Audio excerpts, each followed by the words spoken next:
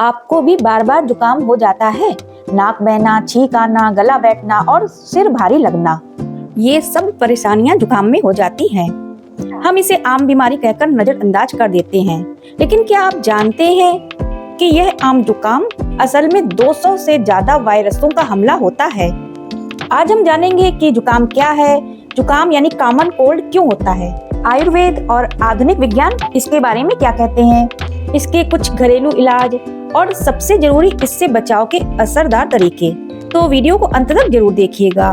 जुकाम क्या है, जिसे हम आम भाषा में जुकाम कहते हैं, वह असल में अपर रेस्पिरेटरी ट्रैक्ट इन्फेक्शन है, यानी नाक और गले की ऊपरी श्वसन नलिका का संक्रमण या इन्फेक्शन। इनके लक्षणों में शामिल है नाक बहना, छींक आना, गला बैठना, सिर भारी लगना, हल्का बुखार और कभी कभी शरीर में दर्द। आयुर्वेद के अनुसार जुकाम होना कफ दोष के बढ़ने का संकेत माना जाता है। जुकाम क्यों होता है? आधुनिक विज्ञान के अनुसार जुकाम मुख्य रूप से वायरल संक्रमण से होता है, खासतौर पर राइनो वायरस के कारण। जब कोई संक्रमित व्यक्ति छींकता या खांसता है तो हवा में मौजूद नन्ही नन्ही बूंदें हमारी नाक या मुंह के रास्ते से हमारे शरीर में प्रवेश कर जाती हैं।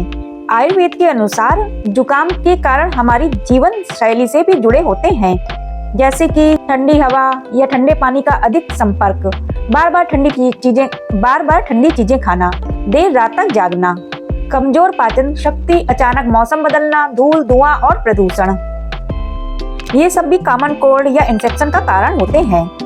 अब बात आयुर्वेदिक घरेलू इलाज। आयुर्वेद में जुकाम को ठीक करने के लिए कुछ प्रभावी घरेलू उपाय बताए गए हैं, जिनको अगर जुकाम के शुरुआती लक्षणों में लिया जाए तो काफी फायदेमंद हो सकते हैं। पहला, अदरक, तुलसी और काली मिर्च का काढ़ा। यह काढ़ा कफ को पिघलाता है और नाक बंद होने से राहत देता है। दूसरा, हल्दी वाला दूध। हल्दी प्राकृतिक सूजन रोधी है, रात में हल्दी वाला दूध गले को आराम देता है। तीसरा, शहद और काली मिर्च।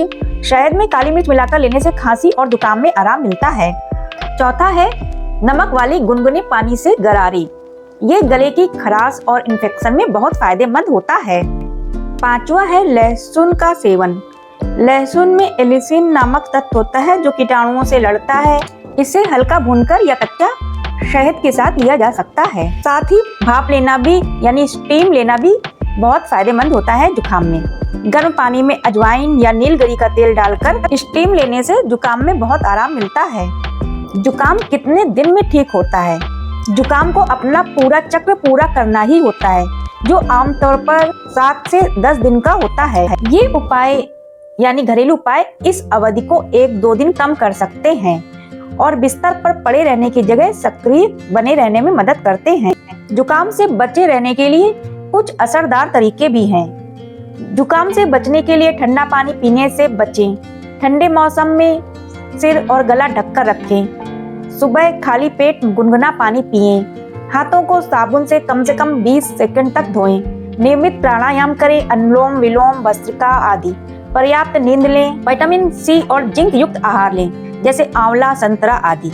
जुकाम से जुड़े कुछ जरूरी फैक्ट या तथ्य। ठंडा खाना सीधे जुकाम नहीं करता, बल्कि कफ बढ़ाता है। ज्यादा मानसिक तनाव इम्यूनिटी को कमजोर करता है, जिससे जुकाम की संभावना दोगुनी हो जाती है।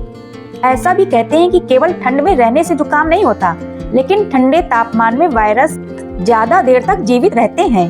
बच्चों में जुकाम जल्दी फैलता है, क्योंकि उनका इम्यून सिस्टम अभी पूरी तरह विकसित नहीं होता है। अंत में यह एक बात समझना बहुत जरूरी है कि वायरस का इलाज नहीं, लक्षणों का प्रबंधन किया जाता है।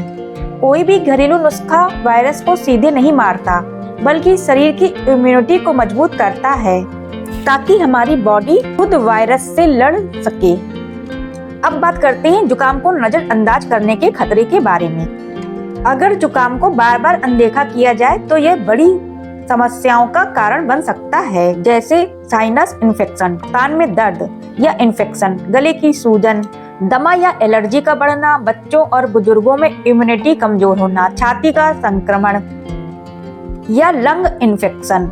इसलिए कभी भी जुकाम को छोटी बीमारी समझकर लापरवाही नहीं करनी चाहिए। जरा से भी आपको परेशानी ज्यादा दिख रही हो तो तुरंत किसी प्रोफेशनल या डॉक्टर से संपर्क करना चाहिए। अगर आपको यह जानकारी उपयोगी लगी हो तो वीडियो को लाइक करें, अपने परिवार के साथ शेयर करें। अभी तक सब्सक्राइब नहीं किया है तो सब्सक्राइब जरूर करें। स्वस्थ रहें, सुरक्षित रहें। यहाँ पर बताई गई बातें केवल सामान्य जानकारी देने के लिए हैं। किसी भी समस्या के लिए कोई भी जानकारी का उपयोग करने से पहले डॉक्टर से परामर्श जरूर करें।